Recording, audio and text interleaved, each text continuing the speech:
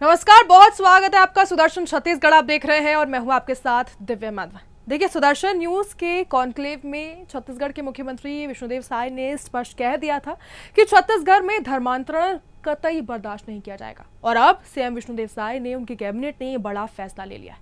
देखिए, साय सरकार ने अवैध धर्मांतरण रोकने और धार्मिक स्वतंत्रता की रक्षा के उद्देश्य से छत्तीसगढ़ धर्म स्वतंत्रता विधेयक जो है 2026 का प्रारूप तैयार किया है।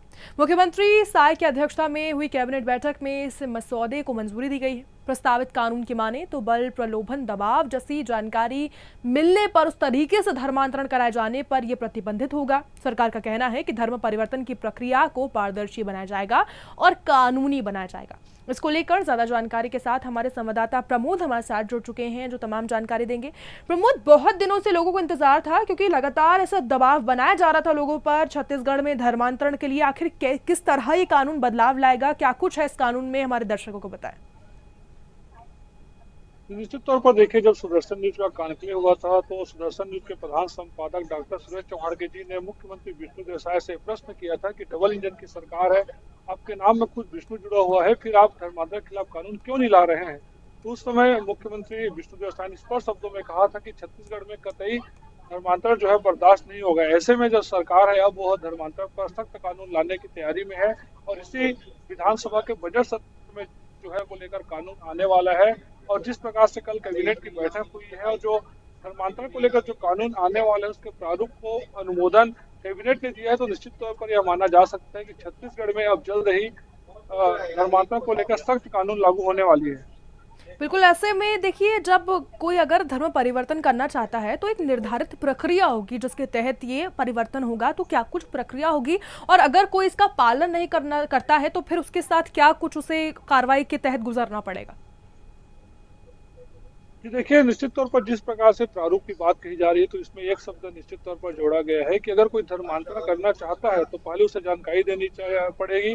साथ ही साथ 30 दिनों के लिए जो है वो दावापत्ती का भी समय दी जाती है। अगर इसमें कई कड़े प्रावधान भी, कानूनी प्रावधान भी किए गए हैं। जैसे बात करें, अगर कोई धर्मांतरण कराता है तो उसे 7 वर्ष की सजा हो, 7 से 10 साल की सजा हो सकती है। साथ ही साथ 5 लाख रुपए का जुर्माना भी रखा गया है। उसी प्रकार अगर कोई नाबालिग SC ST को धर्मांतरित कराने का प्रयास करता है तो उसके खिलाफ जो है 10 की सजा है, तो वहीं 10 लाख का जुर्माना भी रखा गया है। और वहीं अगर कोई सामूहिक तौर पर धर्मांतरण कराता है तो उसके जो है 10 साल से लेकर आजीवन कारावास तक की सजा हो सकती है और 25 लाख रुपए तक का कठोर जुर्माने का भी प्रावधान रखा गया है। साथ ही साथ यह सभी संज्ञेय अपराध होंगे और गैर जमानती भी होंगे। ऐसे में आप समझ सकते हैं किस प्रकार से जो धर्मांतरण के लिए कानून तैयार किया गया है वो निश्चित तौर पर एक कठोर कानून दिखाई दे रहा है। जी दिव्या। बिल्कुल, ऐसे में हम देखिए धर्मांतरण के मामले छत्तीसगढ़ में कम हुए हैं लेकिन खत्म नहीं हुए कहीं ना कहीं, और अब ये जो कानून आया इससे कितना बदलाव हम देखेंगे प्रमोद?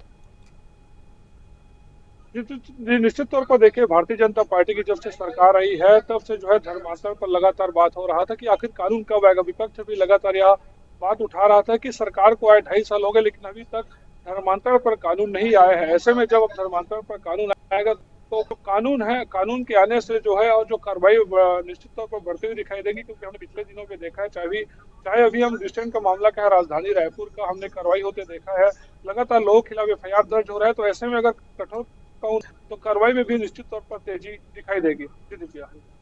बिल्कुल, ऐसे में हम देखेंगे कि लगातार कानून, देखिए विपक्ष लगातार मांग कर रहा था कि इस कानून को लाया जाए और अब जब ये कानून आ गया तो विपक्ष की इस पर क्या कुछ प्रतिक्रिया सामने आ रही? देखिए, विपक्ष के नेता भी इस पर कुछ नहीं बोलने को तैयार हैं क्योंकि अभी कुछ देर पहले ही उमेश पटेल से इस विषय में सवाल किया गया कि जो स्वतंत्रता विधेयक 2026 है वो भारतीय जनता पार्टी की सरकार लाने वाली है। तो ऐसे में उमेश पटेल ने कहा कि पहले हम पूरा प्रारूप देखेंगे, कौन कौन से बिंदु उसमें शामिल किया गया उसको देखेंगे, उसके बाद ही कुछ बोल पाएंगे।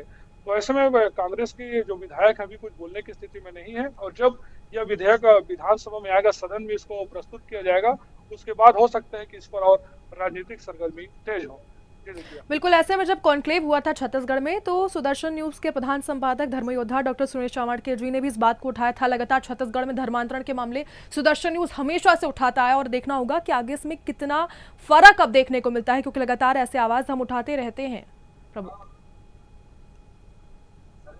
जी निश्चित तौर पर देखिए, सुदर्शन न्यूज जो है धर्मांतरण के मामले लगातार उठाते रहा है और जो हिंदूवादी संगठन के जो कार्यकर्ता भी लगातार कहते हैं कि अगर कोई भी चैनल वहाँ खड़े नहीं होता है जहाँ पे सुदर्शन न्यूज खड़े होता है तो हम धर्मांतरण पर लगातार मामले उठाते रहे हैं। और जिस प्रकार से हमने शुरू में बताया है कि हमारे जो प्रधान संपादक है धर्मयोद्धा डॉक्टर सुरेश चौहाड़के जी, उन्होंने भी सबसे पहले सवाल विष्णुदेव साय को किया था और उन्होंने कहा था कि निश्चित तौर पर आपके सवाल करने के बाद सरकार इस पर विचार करेगी। और अब हम देख रहे हैं कि अभी जिस प्रकार से विधानसभा का बजट सत्र चल रहा है, मात्र 8 दिन का और इसमें कार्रवाई बची है, तो इस 8 दिनों के अंदर यह जो है कानून आने वाली है। तो ऐसे में एक बड़ी जीत जो है सनातनियों की होने वाली है और धर्मांतरण पर एक सख्त कानून लाने बेहद की ही तैयारी में बड़ी सरकार जीत है ये प्रमोद, कहीं ना कहीं सनातनियों की। और ऐसे में क्या आपने लोगों की प्रतिक्रिया ली, लोगों से जाना कि उनमें कितनी खुशी है इस कानून के बाद?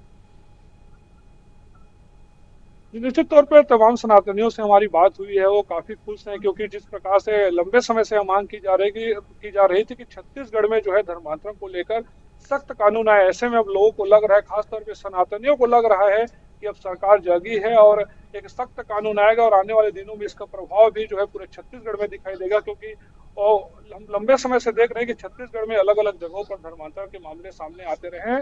ऐसे में कानून आने के बाद सनातनियों को पूरा भरोसा है कि छत्तीसगढ़ में धर्मांतरण पूरी तरीके से बंद हो जाएगा। जी दीजिए। बिल्कुल, ऐसे में देखिए बेहद ही कहीं ना कहीं खुशी है सनातनियों में, क्योंकि कई समय से इसकी मांग की जा रही थी। बहुत बहुत धन्यवाद प्रमोद हमारे साथ जुड़ने के लिए और तमाम जानकारी के लिए। देखिए इसमें अब कड़ा कानून है, अगर कोई भी धर्मांतरण कराने की कोशिश करता है तो उस पर 7 से 10 साल तक की जेल हो सकती है, जुर्माना हो सकता है अवैध तरीके से अगर धर्मांतरण होता है। और कई सारी ऐसी अब चीज़ें आ चुकी है जिससे कहीं ना कहीं अब लोगों में इस चीज़ का डर आ जाएगा कि धर्मांतरण पर जो दबाव बनाए जाते हैं वो अब इसको नहीं करेंगे। और ऐसे में अब देखिए लगातार सुदर्शन न्यूज़ भी आवाज़ उठाता रहा है कि धर्मांतरण पर सख्त कानून आए, और वो कानून अब आ चुका है। हमारा जो कार्यक्रम हुआ था, कॉन्क्लेव हुआ था सुदर्शन न्यूज़ का छत्तीसगढ़ में, उसमें भी हमने इस आवाज़ को उठाया था और आज ये कानून आ चुका है। तो फिलहाल सुदर्शन छत्तीसगढ़ आप देख रहे थे। ऐसी खबरों के लिए देखते रहिए सुदर्शन छत्तीसगढ़। जय हिंद।